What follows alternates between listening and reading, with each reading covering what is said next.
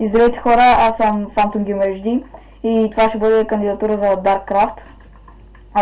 Да. И съм построил само една къща, която не съм я свалял от никъде, не съм гледал от никъде, сам си я измислих дизайна.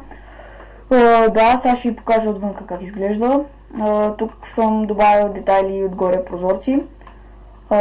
Тук това трябва да го променя. Да, тавана съм го направил слаб, 2 блока. Да, с мен е Дебес Панев. Да. И да, сега построих къщата за половин час, няма и толкова. Да, пак не мога да ви кажа, че не съм я свалял от никъде. Ето я отвътре. Тук има някакъв мизерен диван. И се гледаш тук на логова цифрова. Тук има някаква кухня, където си печеш пържолите. Тук малко храсти за малко повече декорация. И на втория етаж вече има 2 легла. Няколко честа, 4 честа, печки и крафтинги. Един енчантик тебе, един анвил.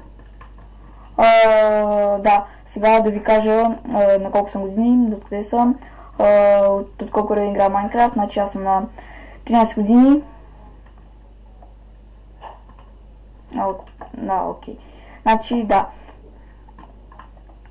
Окей, значи, да, това беше кандидатурата. Сега ще покажа пак къщата отвън. Отвътре няма нищо особено. Ето, тук съм сложил логове и съм ги издържил като колони, подпиращи тавана. И съм сложил бутони. Къщата е изцяло от cobblestone дърво, логове и вълна. Има малко вълна. Да, аз бях Phantom Gamer HD и това беше кандидатурата ми за Darkcraft. Надявам се да ме приемете и чао!